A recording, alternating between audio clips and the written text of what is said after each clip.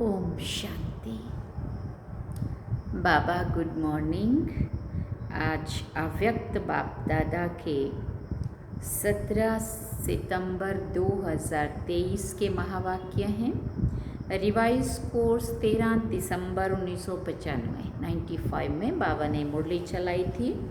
बाबा ने सार में कहा, व्यर्थ बोल डिस्टर्ब करने वाले बोल से स्वयं को मुक्त कर बोल की इकोनॉमी करो। व्यर्थ बोल और डिस्टर्ब करने वाले बोल, इनों से अपने को मुक्त करके और जो बोल हम बोलते हैं उनों की इकोनॉमी बचत करो। सुनते हैं इसका विस्तार। आज बाप दादा चारों ओर की आत्माओं को आप सभी के साथ देख रहे हैं। आज बाप दादा चारों ओर की आत्माओं को आप सभी के साथ देख रहे हैं। चारों ओर के बच्चे आकार रूप से बाप दादा के सामने हैं। डबल सभा साकारी और आकारी दोनों कितनी बड़ी सभा है। बाप दादा दोनों सभा के बच्चों को देखकर हर्षित हो रहे हैं, क्योंकि बाप दादा हर बच्चे को विशेष 2 रूपों से देख रहे हैं। हर एक बच्चा इस सर्व मनुष्य आत्माओं के पूर्वज सारे वृक्ष का फाउंडेशन है, क्योंकि जड़ से सारा वृक्ष निकलता है और दूसरे रूप से पूर्वज बड़े को भी कहते हैं। तो सृष्टि के आदि में आप आत्माओं का ही पार्ट है, इसलिए बड़े ते बड़े हो। इस कारण सर्वात्माओं के पूर्वज हो। साथ साथ ऊंचे ते ऊंचे बाप की पहली रचना आप ब्राह्मण आत्माएं हो। तो जैसे ऊंचे ते ऊंचा भगवान है, वैसे बड़े ते बड़े पूर्वज आप हो। तो इतने सारे पूर्वज बच्चों को देखकर बाप हर्षित होते हैं। आप भी हर्षित होते हो कि हम पूर्वज हैं, उसी निश्चय और नशे में रहते हो। पूछ रहे बाबा मुझे, बाबा कह रहे मुझे तो बहुत खुशी होती है, तो मैं देख देख के ये सारे सृष्टि के पूर्वज आत्माएं हैं। तो बाबा कहते आपको खुद को भी खुशी होती है, नशा रहता है। तो बाप दादा आज पूर्वजों की सभा देख रहे हैं। आप सभी जो भी बाप के बच्चे हो, माया से बचे हुए हो। बच्चे का अर्थ ही है बाप का बनना, अर्थात बच्चे बनना। तो माया से बचे हुए बाप के बच्चे बनते हैं। आप सभी माया से बचे हुए हो ना? पूछ रहे बाबा कि कभी चक्कर में आ जाते हो। कहते हैं ना, ऐसा भी पाव्यू होता है जो बहुत तरीके से निकलना होता है। तो कोई भी माया के पाव्यूज में फंसने वाले तो नहीं है। क्या कोई चक्र है? फिर पूछ रहे हैं बचे हुए हो? क्या जवाब होगा हम सबका? हाँ जी बाबा। ऐसे नहीं करना कि यहाँ हाँ जी करके जाओ और वहाँ जाकर कहो ना जी। जब एक बार चक्र से निकलने का रास्ता या विधि आ गई तो फंसने की तो बात ही नहीं है। माया को भी अच्छी तरह से जान गए हो ना कि कभी अनजान बन जाते हो, फिर कहते हैं हमको तो पता ही नहीं पड़ा कि ये माया है। क्योंकि जैसे आजकल का फैशन है, भिन्न भिन्न फेस बहुत पहन लेते हैं। अभी अभी क्या बनेंगे, अभी अभी क्या बनेंगे। तो माया के पास भी ये फंसाने के फेस बहुत हैं। वो भी कभी क्या रूप धारण करके आती है, कभी क्या। उनके पास बड़ा अच्छा दुकान है, जिस समय जो रूप धारण करना चाहे उस समय वो रूप धारण कर लेती है। और अपन समझते नहीं नहीं वो माया थोड़ी थी, वो तो ऐसी बात थी। ये नहीं समझते कि जो बाबा से दूर करे वही माया है, माया उस रूप में आपके उसमें आई है। बाबा कहते और अगर जाने अनजाने फंस गए तो निकलने में बहुत टाइम लगता है। और संगम का 1 सेकंड व्यर्थ जाना अर्थात 1 वर्ष गंवाना, सेकंड नहीं। आप सोचो संगम युग कितना छोटा है। अभी तो डायमंड जुबली मना रहे हो और इस थोड़े से समय में जो बनना है, जो जमा करना है, वो अभी बन सकते हो। तो बाप दादा देख रहे थे कि बनने का समय कितना थोड़ा है और बनते हो सारा कल्प। तो कहाँ 5000 वर्ष और कहाँ अभी 60 वर्ष। आगे चलो कितना भी समय होगा, लेकिन हजारों के गिनती में तो नहीं होगा ना, हजारों साल तो नहीं है ना। तो इस थोड़े से समय में राज्य अधिकारी बनने व रॉयल फैमिली में आने का क्या करना होगा, आने के लिए क्या करना होगा। वैसे संख्या के हिसाब से सतयुग में विश्व का तख्त सभी को मिल भी नहीं सकता। मानो पहले लक्ष्मी नारायण तो तख्त पर बैठेंगे, लेकिन जो पहले लक्ष्मी नारायण की रॉयल फैमिली है उन्हों को भी इतना ही सभी द्वारा स्नेह और सम्मान मिलता है। तो अगर पहली राजधानी के रॉयल फैमिली में भी आते हैं तो वो पहला नंबर है। चाहे बड़े तख्त पर नहीं बैठते, लेकिन प्रारब्ध नंबर 1 के हिसाब से ही है। नहीं तो आप सभी लोगों को त्रेता तक भी तख्त थोड़ी मिलेगा, लेकिन विश्व राज्य अधिकारी का लक्ष्य सभी का है ना, कि कहाँ भी एक स्टेट के राजा बन जाएंगे तो पहले नंबर के रॉयल फैमिली में आना ये भी श्रेष्ठ पुरुषार्थ है। कोई को तख्त मिलता और किसी को रॉयल फैमिली मिलती है, इसके भी कोई रहस्य है। जो सदा संगम पर बाप के दिल तख्त नशीन स्वतः ही और सदा रहते हैं, कभी कभी नहीं। जो सदा आदि से अंत तक स्वप्न मात्र भी, संकल्प मात्र भी पवित्रता के व्रत में सदा रहा है, स्वप्न तक भी अपवित्रता को टच नहीं किया है, ऐसी श्रेष्ठ आत्माएं तख्त नशीन हो सकती है। जिनमें चारों ही सब्जेक्ट में अच्छे मार्क्स लिए हैं, आदि से अंत तक अच्छे नंबर से पास हुए हैं, उसी को ही पास विद ऑनर कहा जाता है। बीच बीच में मार्क्स कम हुई हैं कि मेकअप किया है, मेकअप वाला नहीं, लेकिन आदि से चारों ही सब्जेक्ट में बाप के दिल पसंद है, वही तख्त ले सकता है। साथ साथ जो ब्राह्मण संसार में सर्व के प्यारे, सर्व के सहयोगी रहे हैं, ब्राह्मण परिवार हर एक दिल से सम्मान करता है, ऐसा सम्मानधारी तख्त नशीन बन सकता है। अगर इन बातों में किसी न किसी में कमी है तो वो नंबरवार रॉयल फैमिली में आ सकता है। चाहे पहली में आवे, चाहे 8वीं में आवे, चाहे त्रेता में आवे, तो अगर तख्त नशीन बनना है तो इन सभी बातों को चेक करो। अगर सेवा में 100 मार्क्स जमा है और धारणा में 25%, तो क्या होगा, वो अधिकारी बनेगा। कई बच्चे और सब्जेक्ट में आगे चले जाते, लेकिन प्रैक्टिकल धारणा में जैसा समय है वैसा अपने को मोल्ड करना, वो है रियल गोल्ड। कहाँ कहाँ माया बच्चों से भी होशियार हो जाती है, वो फट से समय प्रमाण स्वरूप धारण कर लेती है। और बच्चे क्या कहते हैं, बाप के पास तो सबकी बातें आती है ना, मानो एक रॉन्ग है दूसरा राइट है। ऐसे भी होता है कि दोनों तरफ की कोई ना कोई कमी होती है, लेकिन मानो आप बिल्कुल ही अपने को राइट समझते हो और दूसरा बिल्कुल ही रॉन्ग है, तो आप राइट हो और वो रॉन्ग है। फिर भी जैसा समय, जैसा वायुमंडल देखा जाता है, वैसे अपने को ही चाहे समाना पड़ता है, चाहे मिटाना पड़ता है, चाहे किनारा करना पड़ता है। लेकिन बच्चे क्या कहते हैं कि हर बात में, कि क्या हर बात में हर समय हमको ही मरना है क्या? मरने के लिए हम हैं और मौज मनाने के लिए ये है। सदा मरना है, ये मरना तो बहुत मुश्किल है। मर जीवा तो बन गए, वो तो सहज है। ब्रह्मा कुमार ब्रह्मा कुमारी बन गए तो ये भी तो मर जीवा बने हो ना। ये मरना तो बहुत सहज हो गया, मर गए, ब्रह्मा कुमारी बन गए, लेकिन ये बार बार का मरना ये बहुत मुश्किल है। मुश्किल है ना। छोटियाँ कहती हैं कि हमको ही ज़्यादा मरना पड़ता है और बड़े कहते हैं कि हमको ज़्यादा सुनना पड़ता है। तो आपको सहन करना पड़ता है, उन्हों को सुनना पड़ता है। तो किस मरना किसको है? कौन मरे? एक मरे, दोनों मरे या दोनों ही मर गए तो बात ही खत्म, खेल ही खत्म। तो मरना आता है या थोड़ा मुश्किल लगता है?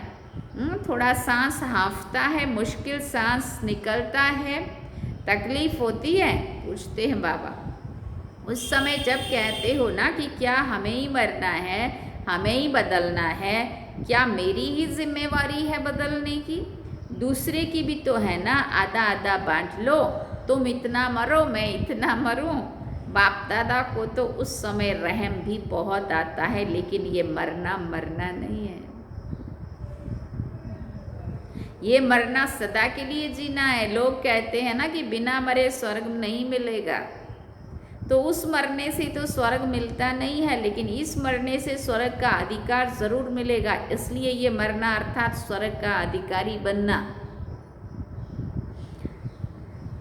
डर जाते हो ना, मरना पड़ेगा, सहन करना पड़ेगा, तो छोटी बात बड़ी हो जाती है। आप सोचो कोई भी डाकू या चोर है नहीं, लेकिन आपको डर बैठ गया कि डाकू है, चोर है, तो भय से क्या होता है? भय से या तो हार्ट ऊपर नीचे होगी या ब्लड प्रेशर ऊपर नीचे होगी। मरना बड़ी बात नहीं है, लेकिन आपका डर बड़ी बात बना देता है। फिर कहते हैं पता नहीं हमको क्या होता है, पता नहीं। लेकिन जैसे हिम्मत से मरजीवा बनने में भय नहीं किया, खुशी खुशी से किया, ऐसे खुशी खुशी से परिवर्तन करना है। मरना शब्द नहीं है, लेकिन आपने मरना शब्द कह दिया, इसलिए डर जाते हो। वास्तव में ये मरना नहीं है, लेकिन अपने धारणा की सब्जेक्ट में नंबर लेना है। सहन करने में घबराओ मत, क्योंकि क्यों घबराते हो?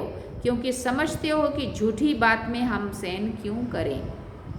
लेकिन सहन करने की आज्ञा किसने दी है? झूठ बोलने वाले ने दी है क्या? कई बच्चे सहन करते भी हैं, लेकिन मजबूरी से सहन करना और मोहब्बत में सहन करना, इन दोनों में अंतर है। बात के कारण सहन नहीं करते हो, लेकिन बाप की आज्ञा है सहनशील बनो।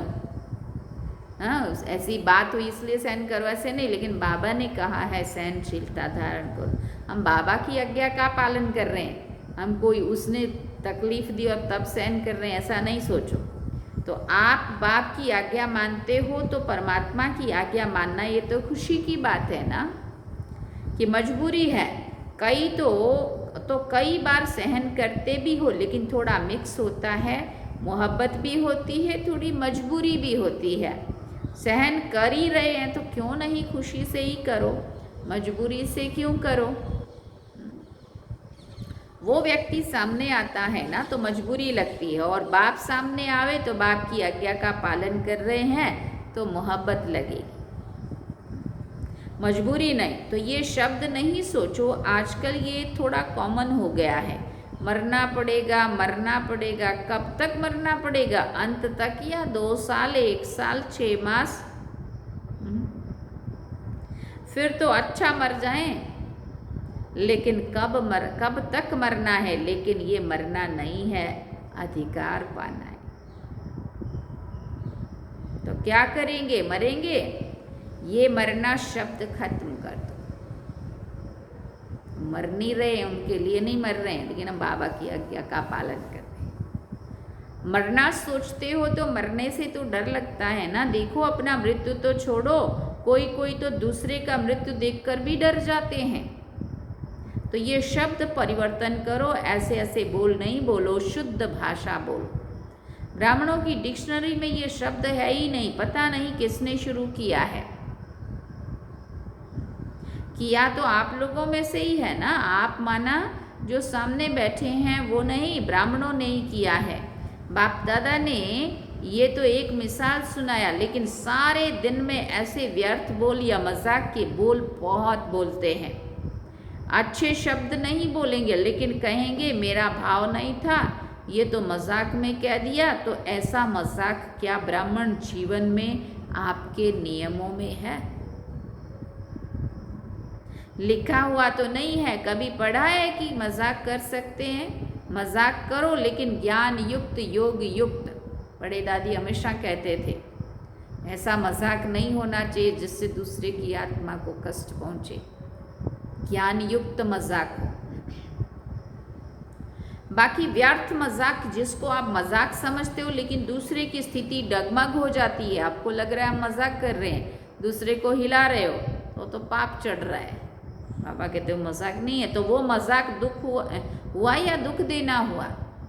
तो आज बाप दादा ने देखा कि एक तो सभी पूर्वज हैं और दूसरा सबसे बड़े ते बड़े पूज्य आत्माएं भी आप हो। आप जैसी पूजा सारे कल्प में किसी की नहीं होती। तो पूर्वज भी हो और पूज्य भी हो, लेकिन पूज्य भी नंबरवार हैं। जो भी ब्राह्मण बनते हैं उनकी पूजा होती ज़रूर है, लेकिन किसी की विधि पूर्वक होती है, किसी की काम चलाऊ होती है।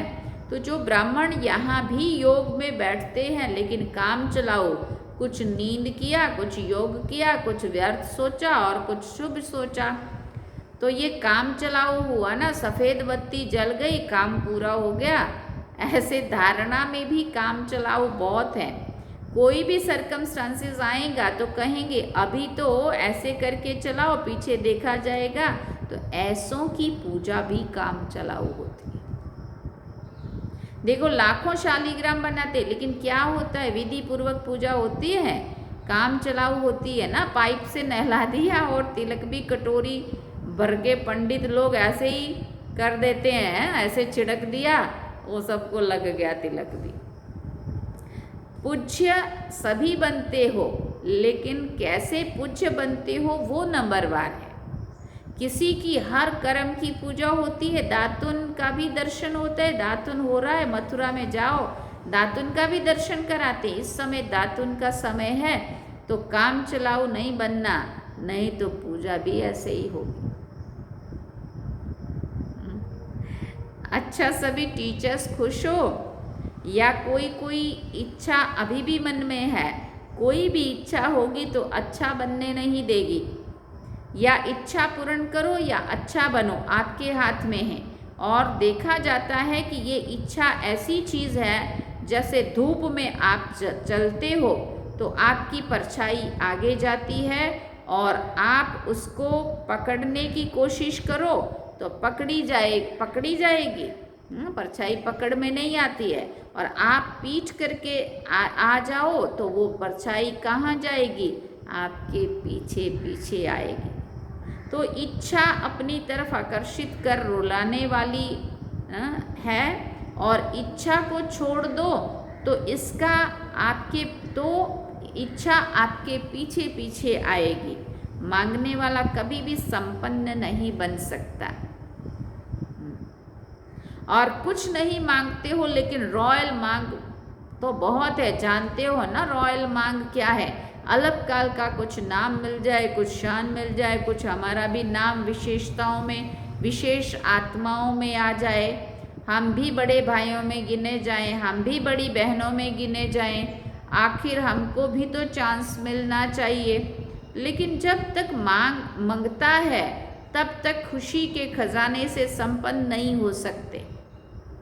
ये मांग के पीछे या कोई भी हद की इच्छाओं के पीछे भासना ऐसे ही समझो जैसे मृग तृष्णा है। इससे सदा ही बचकर रहो। छोटा रहना कोई खराब बात नहीं है। छोटे शुभान अल्लाह हैं, क्योंकि बाप दादा के दिल पर नंबर आगे है। अल्पकाल की इच्छा का अनुभव करके देखा होगा तो रुलाती है या हंसाती है? रुलाती है ना। तो रावण की आज्ञा है रुलाओ। आप तो बाप के हो ना, तो बाप हंसाने वाला है या रुलाने वाला है? आज बाप दादा विशेष इस पर अटेंशन दिला रहे हैं कि व्यर्थ बोल जो किसी को भी अच्छे नहीं लगते हैं। फिर बाबा ने पूछा आपको अच्छा लगता है लेकिन दूसरे को अच्छा नहीं लगता, तो सदा के लिए उस शब्द को समाप्त कर दो। ऐसे सारे दिन में अगर बाप दादा अपने पास बच्चों के शब्द नोट करें तो काफ़ी फाइल बन सकती है, क्या क्या बोलते हैं पूरा दिन भर में। ये अपशब्द, व्यर्थ शब्द, जोर से बोलना, ये जोर से बोलना भी वास्तव में अनेकों को डिस्टर्ब करना है। ये नहीं बोलो मेरा तो आवाज़ ही बड़ा है, माया जीत बन सकते हो और आवाज़ जीत नहीं बन सकते हो। तो ऐसे किसी को भी डिस्टर्ब करने वाले बोल और व्यर्थ बोल नहीं बोलो। बात होती है तो 2 शब्दों की, लेकिन आधा घंटा उस बात को बोलते रहेंगे तो ये जो लंबा बोल बोलते हो, जो 4 शब्दों में काम हो सकता है, वो 12-15 शब्दों में नहीं बोलो। आप लोगों का स्लोगन है कम बोलो, धीरे बोलो। तो जो कहते हैं ना हमारा आवाज़ बहुत बड़ा है, हम नहीं चाहते हैं लेकिन आवाज़ ही बड़ा है, तो वो गले में एक स्लोगन लगा कर डाल देवे। होता क्या है, आप लोग तो अपनी धुन में ज़ोर से बोल रहे हो, लेकिन आने जाने वाले सुन करके ये नहीं समझते हैं कि इनका आवाज़ बड़ा है, वो समझते पता नहीं झगड़ा हो रहा है। तो ये भी डिससर्विस हुई। इसलिए आज का पाठ दे रहे हैं, ये बाबा होमवर्क दे रहे हैं। व्यर्थ बोल या किसी को भी डिस्टर्ब करने वाले बोल से अपने को मुक्त कर दो। व्यर्थ बोल मुक्त। फिर देखो अव्यक्त फरिश्ता बनने में आपको बहुत मदद मिलेगी। बोल बोल बोल हो, बोलते ही रहते हो। अगर बाप दादा टेप भर करके आपको सुनाए ना तो आपको भी हंसी आएगी। तो क्या पाठ पक्का किया? बोल की इकोनॉमी करो, अपने बोल की वैल्यू रखो। जैसे महात्माओं को कहते हैं ना सत्य वचन महाराज, तो आपके बोल सदा सत्य वचन अर्थात कोई ना कोई प्राप्ति कराने वाले वचन हो। किसी को चलते फिरते हंसी में कह देते हो ये तो पागल है, ये तो बेसमझ है, ऐसे कई शब्द बाप दादा अभी भूल गए हैं लेकिन सुनते हैं। जो ऐसे ही कॉमन हम बोल रहे होते, लेकिन सुनते। तो ब्राह्मणों के मुख से ऐसे शब्द निकलना, ये मानो आप सत्यवचन महाराज वाले किसी को श्राप देते हो, किसी को श्रापित नहीं करो, सुख दो। युक्ति युक्त बोल बोलो और काम का बोलो, व्यर्थ नहीं बोलो।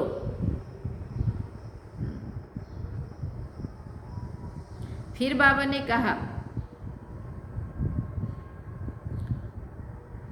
तो बाबा कहते व्यर्थ नहीं बोलो। तो जब बोलना शुरू करते हो तो 1 घंटे में चेक करो कि कितने बोल व्यर्थ हुए और कितने सत्य वचन हुए। आपको अपने बोल की वैल्यू का पता नहीं है तो बोल की वैल्यू समझो, अपशब्द नहीं बोलो, शुभ सदा बोलो। क्योंकि अभी लास्ट मास है और आदि का मास डायमंड जुबली है, तो सारा साल डायमंड बनेंगे या 6 मंथ बनेंगे, सारा साल बनेंगे ना। इसलिए बाप दादा डायमंड जुबली के पहले बच्चों को विशेष अटेंशन दिला रहे हैं। बाप दादा चारों ओर के दृश्य को देखते ही रहते, सारा दिन नहीं देखते रहते हैं, सेकंड में सब देख सकते हैं। तो पाठ पक्का किया, मुक्त बनना है या थोड़ा थोड़ा युक्त, थोड़ा थोड़ा मुक्त? पूछ रहे हैं बाबा। हर एक को अपने को देखना है, ये नहीं शुरू करना कि बाबा ने वाणी चलाई फिर भी बोल रहा है, दूसरे को नहीं देखना। हाँ, कई बार हम क्या कहते हैं, आज इतनी अच्छी बाबा ने मुरली चलाई पर देखो फिर भी ये सुधरता नहीं है। तो मतलब उसको सुधारने के लिए अपने आप को चेक करो और अपने में जो कुछ भी ठीक नहीं है उसको ठीक करो। आपने अपने को देखो, मैं बाप की श्रीमत को कितना अपनाया है, मैंने बाप की श्रीमत को कितना अपनाया है। अभी तो एक दो को देखते हैं ये कर रहा है, लेकिन जब अधिकार मिलने में वो नीचे पद में जाएगा तो उस समय आप साथ देंगे, उस समय देखेंगे, उस समय नहीं देखेंगे, फिर अभी क्यों देखते हो। अच्छा, सभी मुक्त बनेंगे ना। सभी को पाठ याद है? कौन सा पाठ? व्यर्थ बोल मुक्त याद है? भूल तो नहीं गया? अच्छा, चारों ओर के पूर्वज आत्माओं को सदा इस निश्चय और नशे में रहने वाली श्रेष्ठ आत्माओं को सदा बाप के श्रीमत परमान हर कर्म करने वाले कर्म योगी आत्माओं को सदा दृढ़ संकल्प से बाप के हर कदम पर कदम रखने वाले फॉलो फादर बच्चों को बहुत बहुत याद प्यार और नमस्ते। डबल विदेशियों को डबल नमस्ते। तो हम बच्चों की भी रूहानी माता पिता बाप दादा को दिल व जान से व प्रेम से याद प्यार, गुड मॉर्निंग, नमस्ते, थैंक यू बाबा, शुक्रिया बाबा। वरदान है आज का, लौकिक को अलौकिक में परिवर्तन कर घर को मंदिर बनाने वाले आकर्षण मूर्त भव। प्रवृत्ति में रहते घर के वायुमंडल को ऐसा बनाओ जिसमें कोई भी लौकिकता ना हो। कोई भी आए तो अनुभव करे कि ये अलौकिक है, लौकिक नहीं। ये साधारण घर नहीं है लेकिन मंदिर है। ये है पवित्र प्रवृत्ति वालों की सेवा का प्रत्यक्ष स्वरूप। स्थान भी सेवा करे, वायुमंडल भी सेवा करे। जैसे मंदिर का वायुमंडल सबको आकर्षित करता है, ऐसे आपके घर से पवित्रता की खुशबू आए तो वो खुशबू स्वतः ही चारों ओर फैलेगी और सबको आकर्षित करेगी। स्लोगन में बाबा ने कहा, मन बुद्धि को दृढ़ता से एकाग्र कर कमजोरियों को भस्म कर दो, तब कहेंगे सच्चे योगी। अच्छा, ओम शांति। सूचना है, आज मास का अंतर्राष्ट्रीय योग दिवस तीसरा रविवार है। शाम 6:30 से 7:30 बजे तक आप सभी भाई बहनें योग अभ्यास में अनुभव करें कि मुझ आत्मा द्वारा पवित्रता की किरणें निकलकर सारे विश्व को पावन बना रही हैं। मैं मास्टर पतित पावनी आत्मा हूँ। तो ये थे बाबा के आज के महावाक्य। तो बाबा ने सार में कहा, व्यर्थ बोल, डिस्टर्ब करने वाले बोल से स्वयं को मुक्त कर बोल की इकोनॉमी करो। तो आज हम सारा दिन इस बात पे अटेंशन देंगे। बाबा ने जो आज कहा उसको हम कर्म में लाएंगे, धारणा में लाएंगे। ठीक है, चलिए आज शाम को सभी योग भी करेंगे, मनसा स्काश देंगे। मेरे बाबा से बहुत सारी किरणें निकल रही हैं और मेरे ऊपर पड़ रही हैं। मेरे द्वारा पूरे विश्व में योग किरणें फैल रही हैं ना। ये योगाभ्यास करेंगे। चलिए बाबा की याद में ओम शांति।